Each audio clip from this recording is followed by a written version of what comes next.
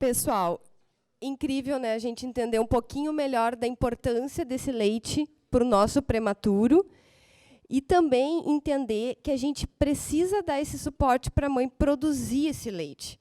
O quanto é importante que a gente dê esse suporte, dê conhecimento, dê orientação e que a gente tenha esse leite para o nosso prematuro.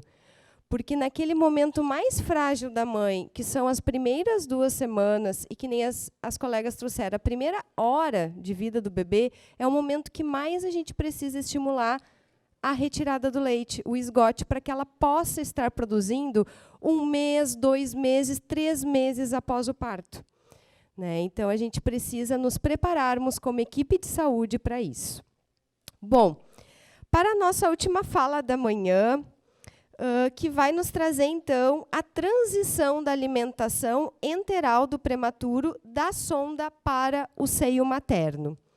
Nós chamamos a doutora Lauren Medeiros Paniagua, fonoaudióloga do Serviço de Fonoaudiologia do Hospital de Clínicas de Porto Alegre, possui doutorado e mestrado na área de saúde da criança e do adolescente pela Universidade Federal do Rio Grande do Sul, especialista em motricidade orofacial pelo Conselho Federal de Fonoaudiologia, especialista em disfasia pelo Conselho Federal de Fonoaudiologia, é tutora do método Canguru, participa como membro do Comitê de Proteção do Aleitamento Materno do Hospital de Clínicas de Porto Alegre e também é preceptora da residência multiprofissional materno-infantil. Colega, seja muito bem-vinda, a palavra é toda sua. Então, bom dia a todos, a todas. Eu peço primeiramente desculpas, porque casa de ferreiro, espeto de pau, né? Estou disfônica, mas vou fazer dentro do possível que vocês me compreendam, tá? Tanto do ponto de vista da fala quanto do conteúdo. Então, me coube falar sobre a transição da alimentação enteral do prematuro. Qual a perspectiva, principalmente da fonoaudiologia, junto com a equipe da neonatologia, da sonda ao seio materno? Tá bem? Elenquei alguns tópicos principais para a gente debater. Um sobre o que a fonoaudiologia faz. O segundo sobre as funções orais. Depois sobre o aleitamento materno e reflexões a respeito do tema. E as possibilidades terapêuticas e um fechamento.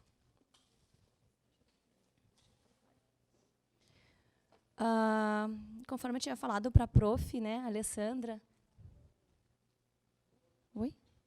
Conforme eu tinha falado para a prof. Alessandra, quem tiver o celular, que tem o Android, tem o aplicativo para leitor de Code Reader ou o próprio iPhone, né?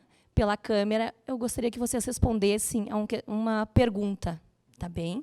Então, quem tiver os seus celulares disponíveis na mão, no slide que eu sinalizar para vocês, vocês coloquem na tela do computador, na tela aqui, e aí vocês tentam responder o questionário.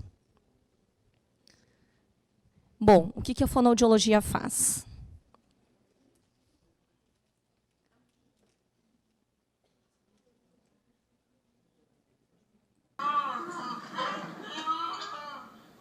É o quê? Articula melhor. Tá precisando de uma fono, criatura. Dá licença, eu sou o fono. Ele disse, o Drácula trouxe um humano para dentro do hotel. Humano? Eu protejo ser mulher. Ele disse, lá está o humano, só que com sotaque francês. Bom, a fonoaudiologia, inicialmente, ela é muito difundida relacionada à comunicação. Mas e qual é o nosso papel em relação à amamentação, muito antes do ser humano falar, né?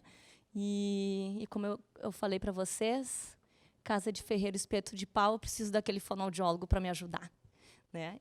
Articular melhor para eu poder passar a mensagem para vocês. Então, a fonoaudiologia é um curso novo comparado à enfermagem e à medicina, né?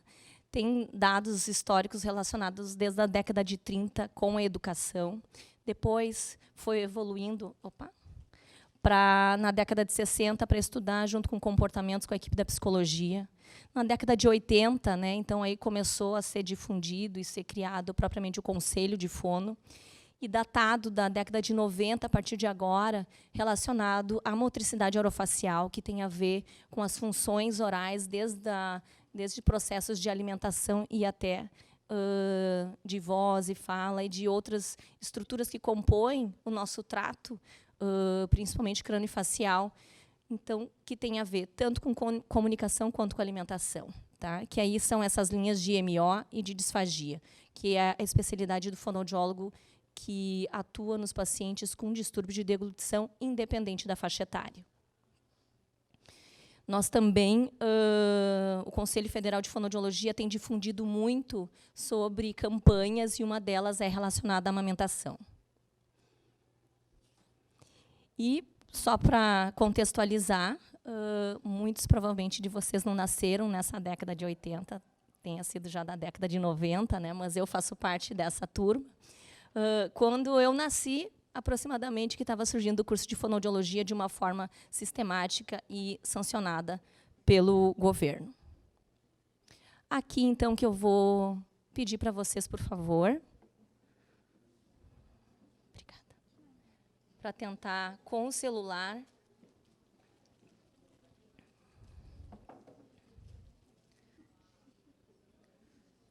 vamos levantando a mão quem conseguiu.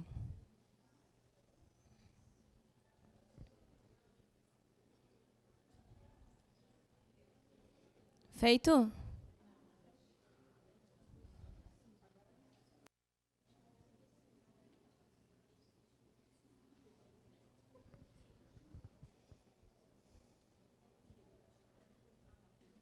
Certo?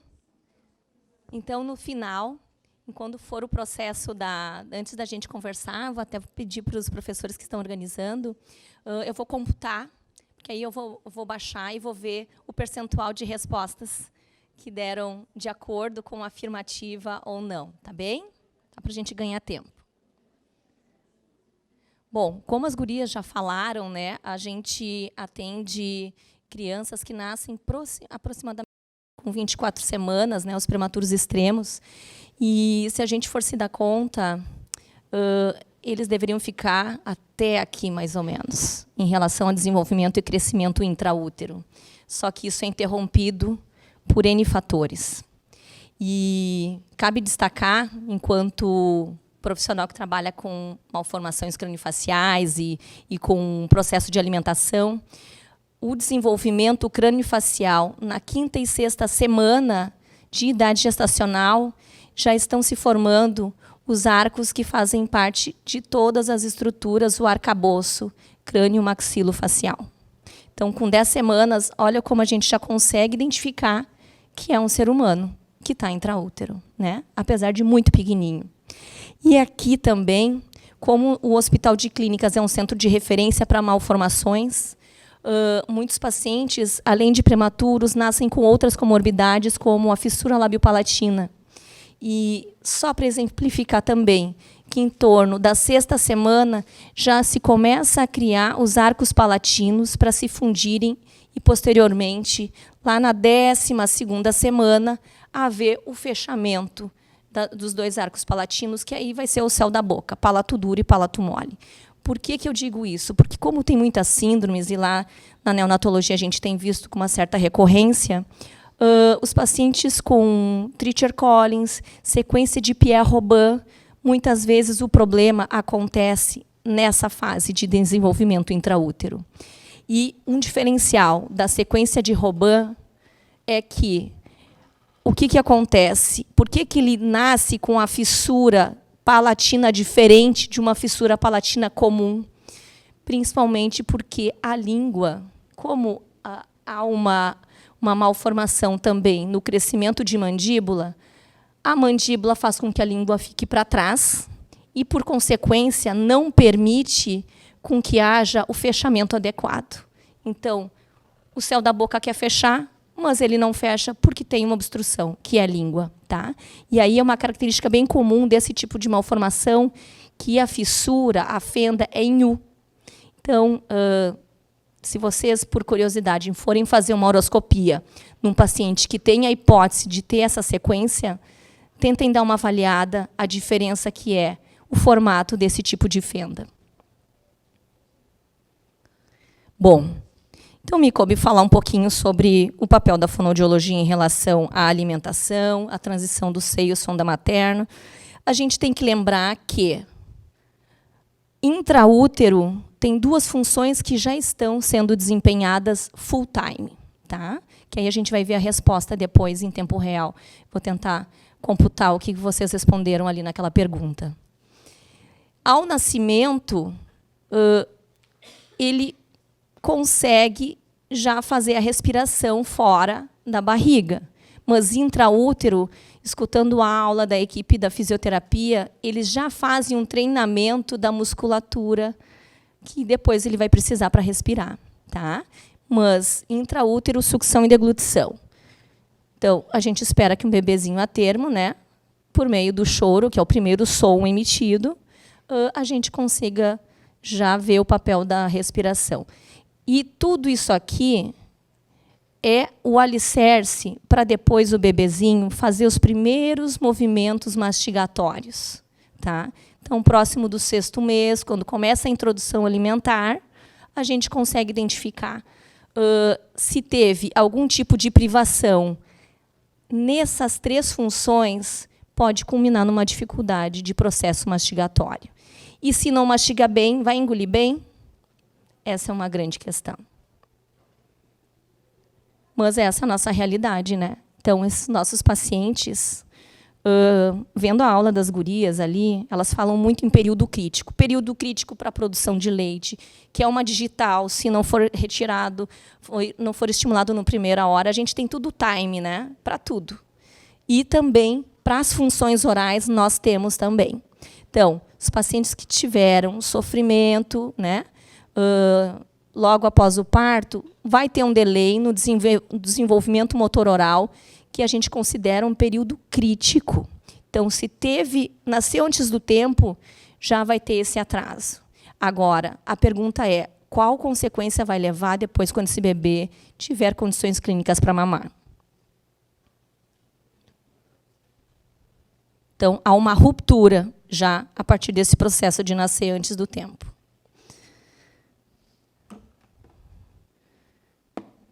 Aqui, só para a gente dar um exemplo. Vocês conseguem identificar o que essa criança está fazendo?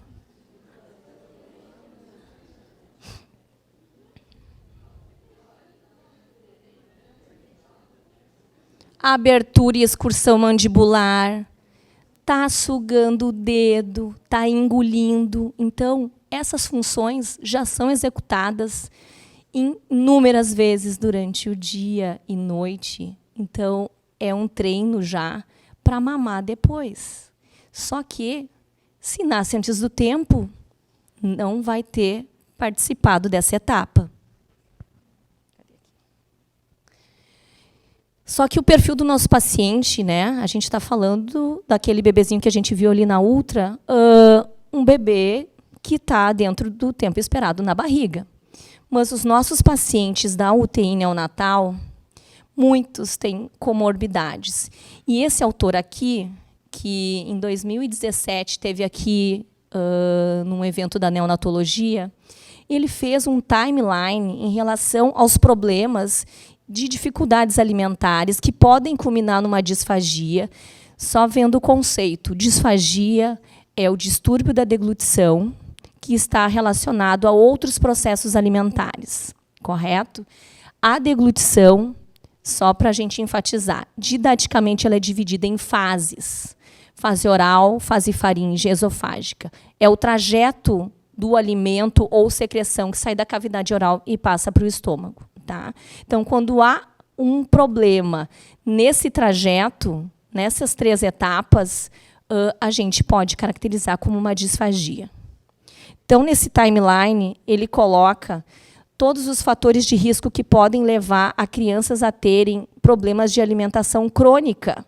Então, principalmente relacionado aos prematuros extremos. Tá? Então, o que a gente vê? Problemas, crianças que necessitam de procedimento cirúrgico, né? Anomalias congênitas, intolerâncias alimentares, as enterocolites, que as gurias falaram na aula anterior, né?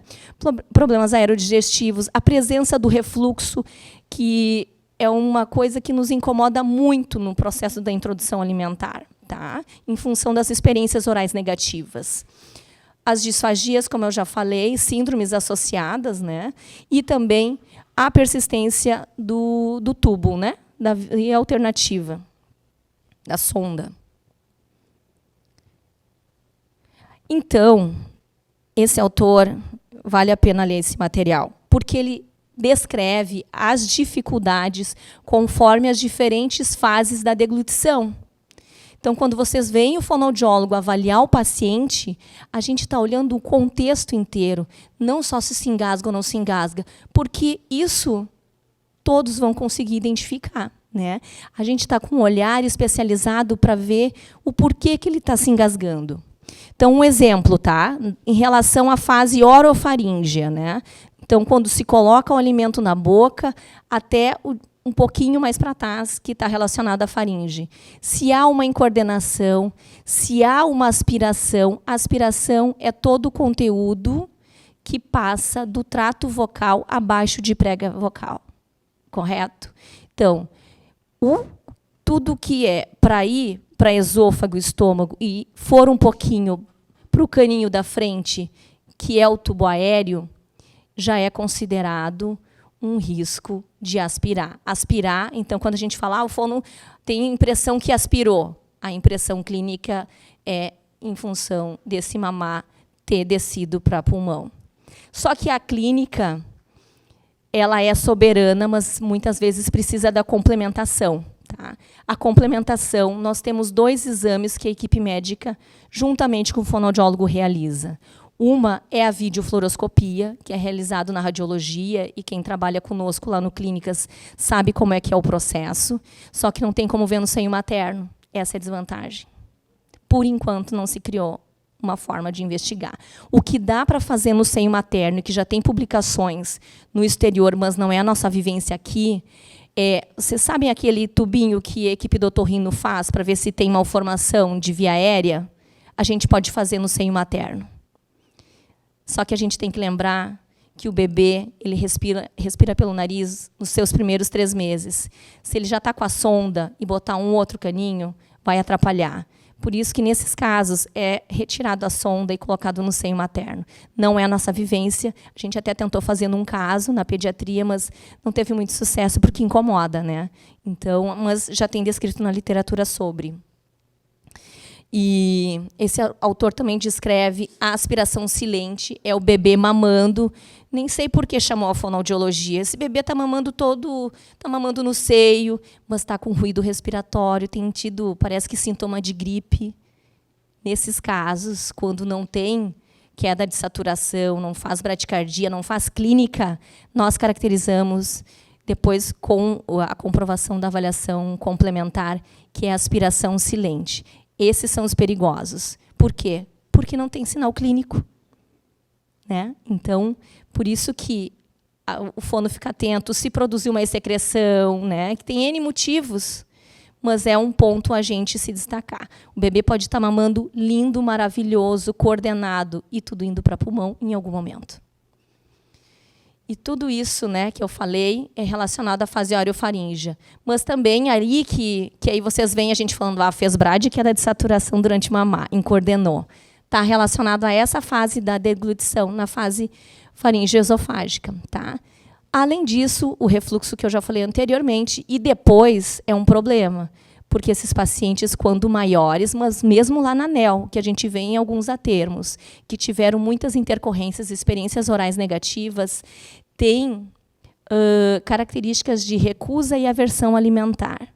Mamar não é bom, independente de ser seio ou mamadeira. Tá? Então, assim, eles dão muito conta dessa questão. Os bebês são muito antenados. Se aquilo que estão me botando na boca é ruim, bom, a gente compra uma briga muito grande e aí o nosso papel é tentar reverter. Tá? Então, bebês que sofrem muitas intercorrências no período neonatal, quando iniciar na introdução alimentar, é uma gritaria. Tá? Tem terapêutica para isso, com equipe multiprofissional, mas só para a gente pensar no timeline desses pacientes. Esse aqui é só para ilustrar um pouquinho. O fonoaudiólogo acaba avaliando o paciente prematuro, né, quando ele está clinicamente estável, e quais são os fatores de risco para terem dificuldades alimentares, né, por que mais tempo de sonda para uns do que para outro. A gente leva em consideração a influência do tubo, né, se teve refluxo, as enterocolites, né, então tem uma série de comorbidades que vão interferir em maior ou menor grau nesse processo de sonda para via oral. Então, a gente tem que botar numa balança isso, né? Quando é que o fonoaudiólogo vai atuar? E o fono, ao entrar na etapa 1, lá na UTI, quando a gente recebe da equipe de enfermagem que um paciente nasceu com 28 semanas, ele não é apto para o fonoaudiólogo atender.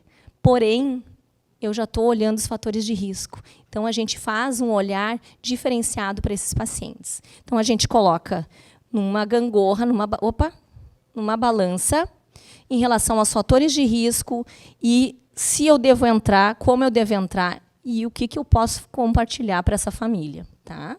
Então, a gente está muito atento em relação à disfagia neonatal, no cuidado e manejo, e a palavra-chave, se a gente for ver assim, a visão do fonoaudiólogo, é a segurança da alimentação, independente do utensílio.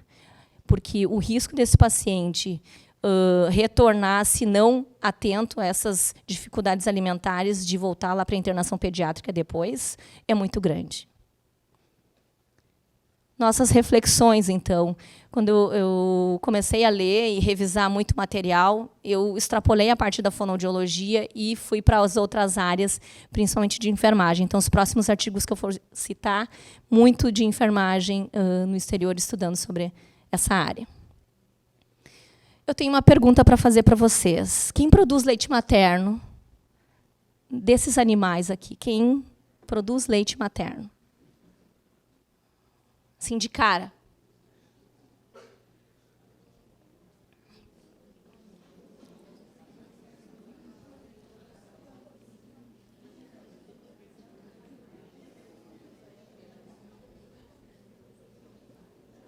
Parece uma pergunta capciosa, né? Se ela está perguntando que alguma coisa tem, né? O porco, a gente sabe que sim, né? O leão, o tigre, a gente sabe que sim. O cavalo também. O ornitorrinco também? Por quê? Ele é um animal aquático, semiaquático? Ele é um mamífero semiaquático, é um dos únicos mamíferos semiaquáticos. Então, ele põe ovo, mas os bebezinhos mamam. E por que eu coloquei esse bicho aqui? O que é isso aí? É uma aranha, uma formiga? Hã? É uma aranha. Ela é uma aranha saltadora. E pasmem, quando eu fui ler, as aranhas também amamentam. Tá? Só que assim, como é mídia, não é que amamenta, tá? Porque não tem o bico do seio, né? Essa aranha. Mas chineses estavam estudando o comportamento das aranhas saltadoras e se deram conta que como é que os filhotinhos comiam. Porque ou é que nem o pássaro, que é por meio da regurgitação que eles comem, ou é algum bicho que a mãe mata para dar, mas isso não acontecia. E aí eles começaram a ficar encucados. E aí eles começaram a notar que saía um líquidozinho dessa aranha. E aí eles foram ver que líquido era. E é um líquido que é um fluido semelhante ao leite, que tem proteína, que se assemelha com o leite de vaca. E que começaram até a pensar que, quem sabe, futuramente vão vender também o leite da aranha. Então, para ver como é que a gente também tem que abrir a mente, né? Aí eu fui atrás, fui até na BBC, fui atrás do artigo, coisa e tal, e realmente, né, estudando o comportamento da aranha, se identificou que, normalmente, o que eu imaginava, ganha aranha, aranha que se vire. Se comer, comeram. Né? Não, nessa espécie em específico, essa aranha ela fica até a idade de amadurecimento dos órgãos genitais, que já foge dos outros. Então, mais curioso ainda, é que elas tomam esse leite depois da idade adulta, que não acontece com o ser humano, né? Então, só para trazer curiosidades e para ver que o quão importante é para o ser humano, isso é vital também para outras espécies. E aquilo que as gurias falaram, né? Em relação agora ao ser humano, vamos voltar.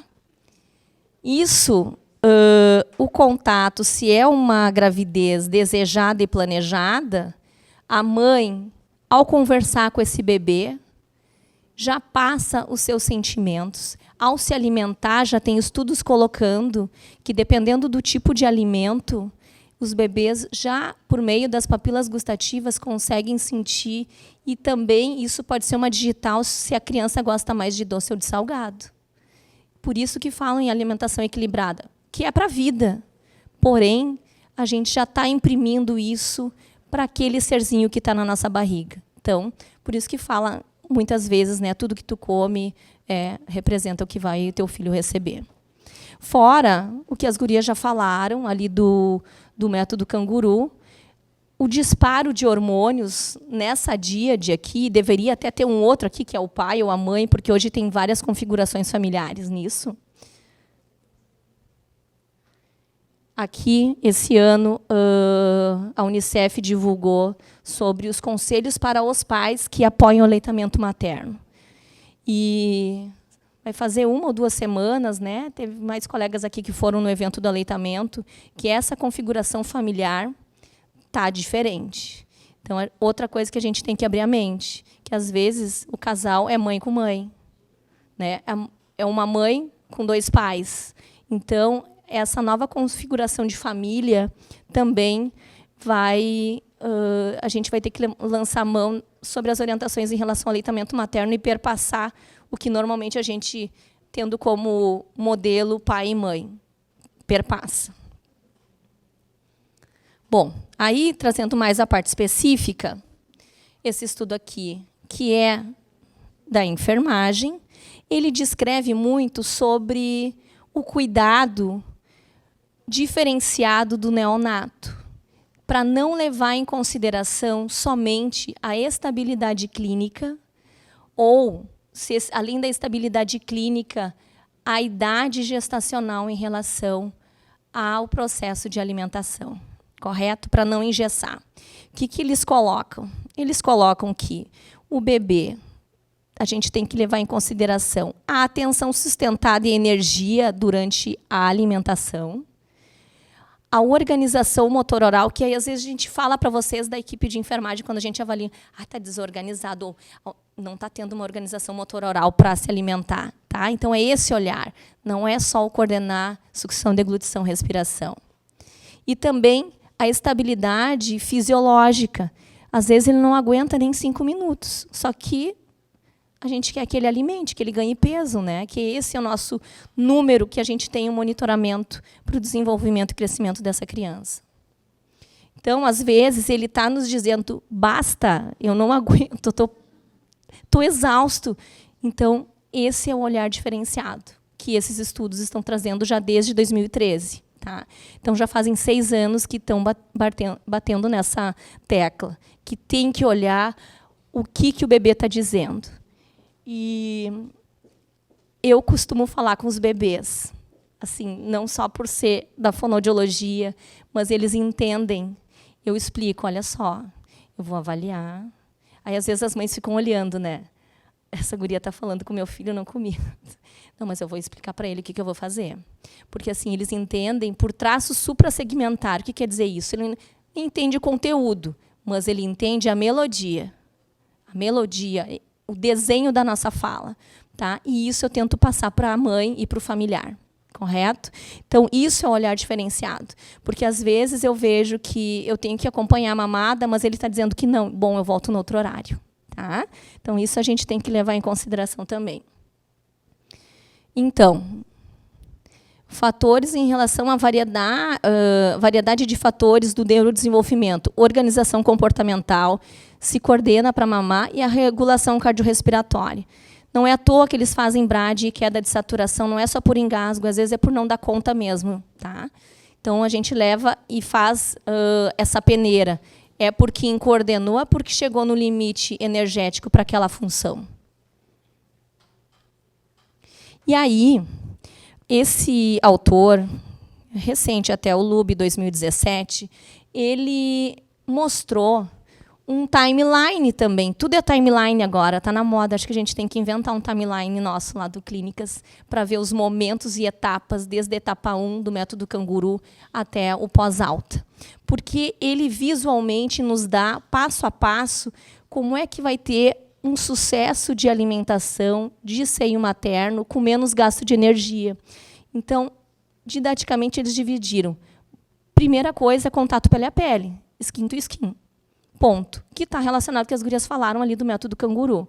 Isso vai fazer com que haja a lactação, porque o bebê, por mais que ele tenha 34 semanas e a equipe fala, não, tá com 34, vamos mamar, se essa mãe não foi trabalhada no processo da lactação, bom, uma das coisas vai furar, porque aí o bebê vai ter condições e habilidades orais, mas não vai ter leite. E aí vai sair com fórmula. Tá? Então, o nosso olhar vai bem antes dele estar pronto para mamar. E aqui ele mostra passo a passo, né, a importância também da estimulação da sucção não nutritiva e os cuidados em relação ao processo de transição da sonda para via oral. Bem interessante esse artigo, que é uma proposta para que tenha taxas de aleitamento com uma maior recorrência do que quando não usa esse esquema, que fazem parte 6 etapas. Então, leva em consideração energia, organização motor-oral, se coordena e a manutenção e estabilidade fisiológica. Se a gente for resumir esses 6 itens, 6 etapas, a gente tem que levar em consideração esses 4 itens destacados em amarelo.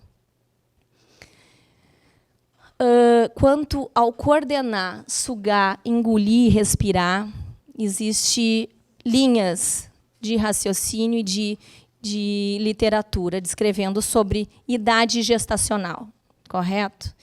Bom, tem estudos que colocam que o início da coordenação dessas 3 funções ocorre a partir das 32 semanas. Outros colocam, bom, é a partir de 34 a 37. A partir de 37 já é termo, certo?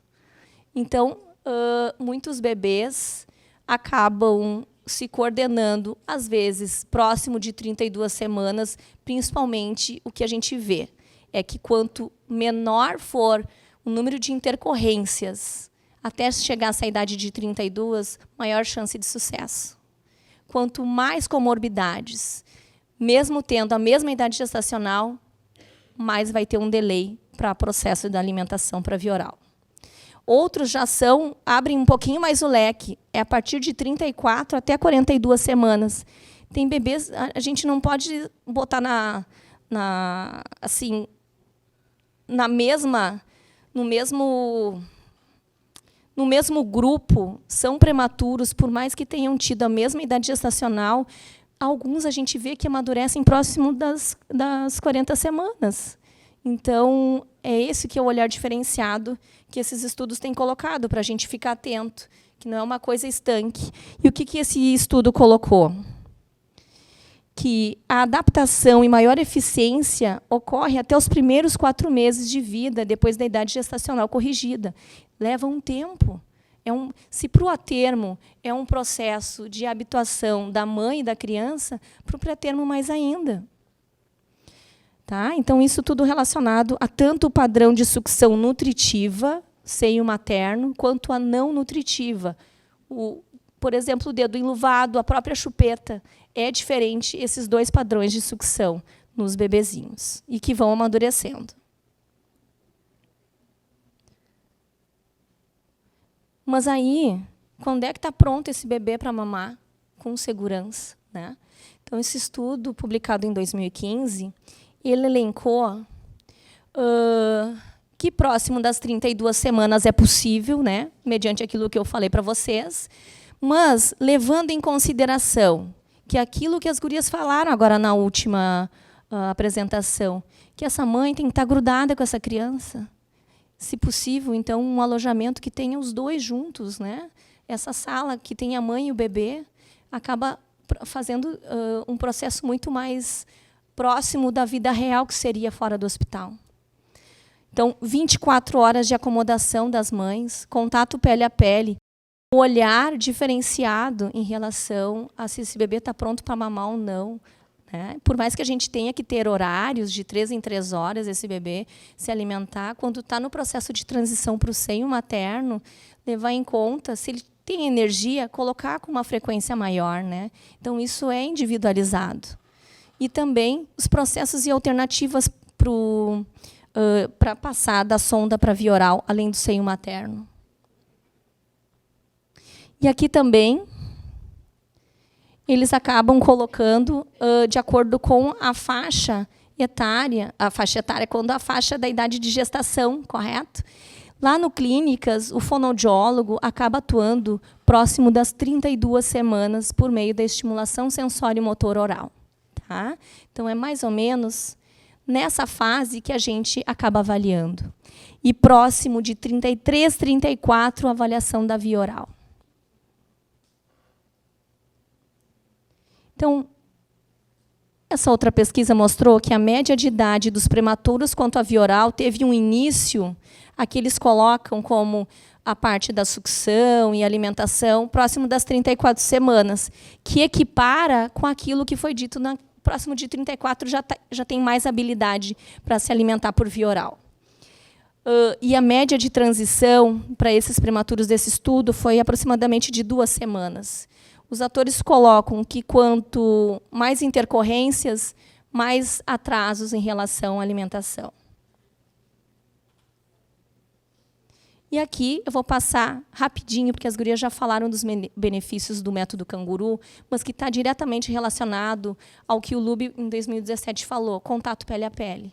Então, desde a etapa lá da UTI, quando possível, colocar a mãe grudada, em função do processo de lactação, de vínculo. Então, perpassa a questão do nutrir. Tá? Outro estudo também de 2019, o anterior também era, tá?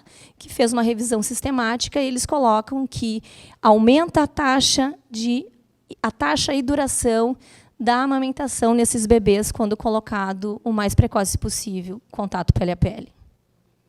Possibilidades terapêuticas. A gente quebra a cabeça para cada caso. Por mais que seja a mesma doença de base, prematuridade associada a outras comorbidades tem diferença. E a gente tenta elencar o que tem de evidência, que muitas vezes tem muitas lacunas, tá? A nossa experiência clínica, né? O nosso dia a dia, que enriquece, e também a atenção aos desejos da família, do paciente, que eu considero do paciente, quando ele diz, não quero mamar. Tá? Então, assim, por mais que não fale, a gente identifica por meio do comportamento do bebê. Tá? Os prematuros, em função das intercorrências, muitas vezes não conseguem engolir saliva. Então, às vezes, o fonoaudiólogo tem que treinar para engolir saliva, para depois pensar em avaliação da via oral. Tá? E aí a gente começa a quebrar a cabeça. Bom, a gente faz a intervenção quando? Aqui nem pensar, o fonoaudiólogo não atua no paciente no tubo. No CPAP ou os aparatos em relação ao suporte ventilatório, tem 2 estudos falando do fonoaudiólogo avaliar no CPAP. Frágil as conclusões. Mais risco que benefício. Na prática, a gente não faz. Tá? Se a gente conseguir fazer um estudo delineado, eu acredito que a gente consiga fazer, mas não temos evidência robusta para que a gente possa. No catéter de alto fluxo, em alguns casos, a gente avaliou. Tem um estudo que fez tanto em adulto quanto em criança, mas também eles colocam para fazer mais estudos, coisa e tal, então não é tão seguro. Então, a gente já pode fazer estimulação nesses pacientes, habitualmente até um estímulo gustativo, quando não tem um volume considerável, mas VO, não. Então, nós atuamos no programa de estimulação oral, né, com bebezinho a partir de 32 semanas, e acompanha o processo de transição. Eu elenquei como base para a gente discutir um pouco da transição da sonda para via oral por meio do documento do método Canguru, baseado no Ministério da Saúde. Opa. O que eles colocam da sucção nutritiva, tá? Resumindo, que esse bebê tem que coordenar as funções que a gente já falou anteriormente, né? Que ele tem que ter competência, né, para poder se alimentar. E eles destacam também, se possível, o fonoaudiólogo avaliar juntamente com a equipe de enfermagem e médica esses pacientes. A transição da sonda, né, para a sucção. Aqui é dito como técnica da mama vazia.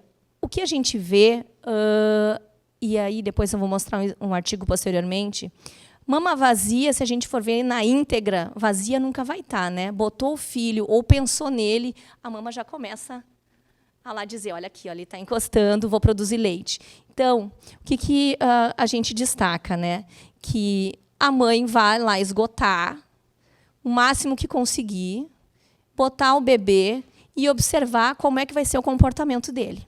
Tá? Então, muitas vezes não vai ser um padrão de sucção nutritiva adequado, porque está em fase de treinamento.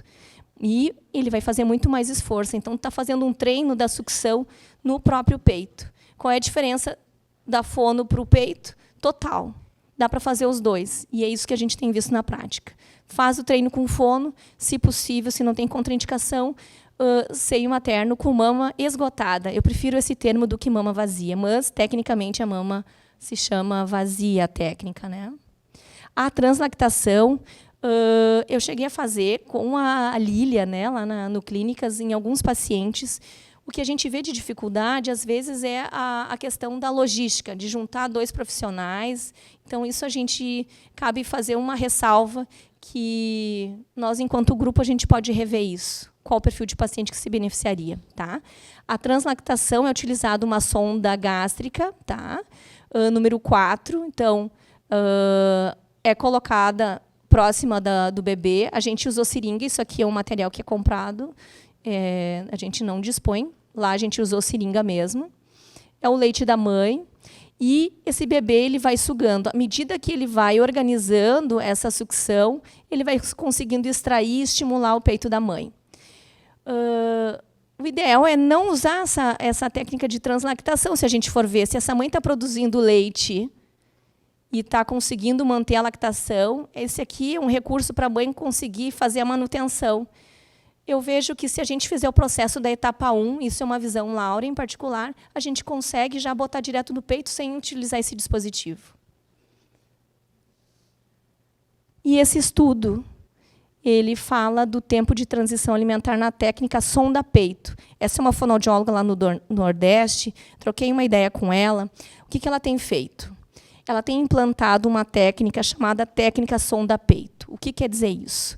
Bom, quando o bebê fizer a estimulação sensório-motor oral, engole saliva, coloca na mama esgotada, passo 1. Passo 2, depois ela pede para esgotar, mas não tanto, a mama. E o passo 3, ele recebendo por sonda, não se alimentando, não é para nutrir, é para estimular. O passo 3 é sem esgotar até a retirada da sonda. Tá? E isso tem sido visto com efetividade. E aqui ela colocou também, nesse estudo, que a intervenção do fonoaudiólogo foi a estimulação da sucção não nutritiva com dedo luvado ou mama esgotada, quando a mãe não presente. Aqui só para levantar um pouco sobre o processo de complementação, quando é possível, né? E eles compararam a técnica sonda-dedo, que é uma outra estratégia que o fonoaudiólogo, mas os hospitais fazem sem ser o fonoaudiólogo, que é colocar a sonda junto com a seringa no dedo enluvado e o bebê está sugando o dedo junto e extraindo aquele leite da sonda. Tá? Isso é uma técnica usada e foi comparada com o copo. O que eles viram? Que essa técnica se mostrou um método opcional de transição alimentar superior à sua eficiência, quanto a menor perda de leite e menor incidência de complicações. Comparado o copo com o seio, com essa técnica sonda-dedo, se tem muito mais perda de leite, né, por meio do copo, porque o bebê muitas vezes não consegue fazer a sorção, que eu quero mostrar no vídeo. Eu vi que eu tenho 5 minutos, então, deixa eu ver se ele roda. O bebê, ele precisa fazer a sorção. A sorção é a retirada por lambida. A orientação do Ministério da Saúde é que, caso necessite dar leite ou líquidos aos bebês, isso seja feito através de copinho e que não pode despejar o líquido em suas bocas. Receber líquido por copinho contribui para o aprendizado de mamar no peito. Bom, não vou passar todo o vídeo, ele tem disponível na Sociedade Brasileira de Pediatria. A diferença é sorção e sucção, é completamente diferente. No seio, suga, no copo, faz a sorção. Sorção é o movimento da língua, faz a captura como se fosse as lambidas de um gatinho tomando num pote. Então, a anatomofisiologia fica diferente. Tá? Cadê? Aqui. Aqui, vamos ver se roda. Amamantar al bebé pequeño. A muchos niños les lleva varias semanas Só para mostrar a desarrollar parte su fuerza inicial. y destreza para amamantarse correctamente. Em relação às estruturas orofaciais do bebê extraindo do mamilo da mãe o leite, tá? Esse mamilo é tão flexível que ele toca lá em palato mole, lá na úvula ele toca, de tanta força que esse bebê tem, tá? Então a gente consegue identificar as estruturas. Esses coxins, o prematuro não tem, tá? Que são as gordurinhas que estabilizam a mandíbula do bebê. Então, ele faz todo esse movimento de abertura e fechamento, que a gente vê no prematuro que ele é desorganizado em relação a esses movimentos. E agora o processo da extração. Então, a gente espera que o bebê inspire e expire. Olha o que eu falei para vocês. E, dependendo da quantidade de leite, ele vai extraindo e vai coordenando as estruturas para engolir com segurança. Nada desvia para cá, porque aqui é via aérea. Então, o epiglotte se fecha e direciona esôfago e estômago. Bom, existem vários protocolos para observação de mamada. Tá? O que é o preconizado que a gente usa é baseado da Unicef. Tem o Vieira, que publicou em 2015 sobre a análise. Mas o Carvalhães, em 2002, conseguiu quantificar o protocolo da OMS. Tá? E também faço uma ressalva que, muitas vezes, o impeditivo para o bebê mamar bem, além da prematuridade, é a questão anatomofuncional da língua, que é preconizado a utilização do teste Bristol, tá? Que foi publicado, eu consegui esse artigo bem recente, de 2019, falando das dificuldades em relação à conformidade da língua para o bebê mamar. Então, se a gente for ver, nós trabalhamos em várias etapas, desde a 32ª, se possível, técnicas que possam auxiliar essa mãe, nós, junto com a equipe da enfermagem, passando por esse processo da sonda peito, que a gente já tem feito, e também para que ele consiga mamar sem nenhum dispositivo, sem nenhuma sonda. O que eu gostaria de levar assim, para vocês sobre o nosso raciocínio? É que nós temos uma visão ampliada, não é só os pacientes que engasgam. A gente tenta colaborar, dentro do possível, junto com a equipe que já está há muito mais tempo. No Clínicas, a gente está desde 2014. Tá? Eu iniciei lá na UTI, então sou bem filhotinha, sou prematura, comparado a vocês, que têm mais tempo de casa. E eu agradeço a acolhida de vocês. A gente leva em consideração os fatores de maturação e o cuidado individualizado de cada paciente. Também a gente põe na balança os fatores de risco, a dia de mãe e bebê, a manutenção da lactação, que as gurias já falaram anteriormente, porque nos preocupa, enquanto fonoaudiólogo, que querem botar no peito, mas essa mãe não tem leite. Tipo, a etapa anterior, né, a gente tem que revisar como a gente pode melhorar e otimizar para que ela tenha leite e ele consiga extrair. Tá? E um desafio que eu vejo é a presença da mãe na unidade para fazer todo esse processo. Então, assim, eu coloco que o aleitamento materno, ela enlaça 2 corações, alimenta com amor, e eu pessoalmente levanto a bandeira, porque eu tive a oportunidade 2 vezes de fazer isso. E a vontade de ter muito mais, né? Porque é um momento único que quem tem o desejo de amamentar, a gente tem que abraçar a causa e levantar essa bandeira. Ok, me coloco à disposição.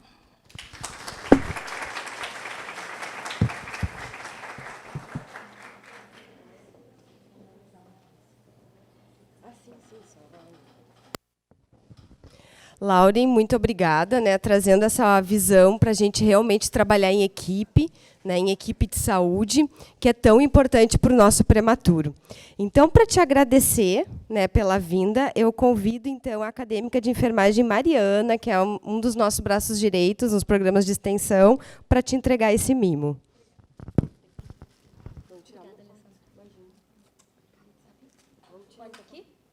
Pode ser. Desce.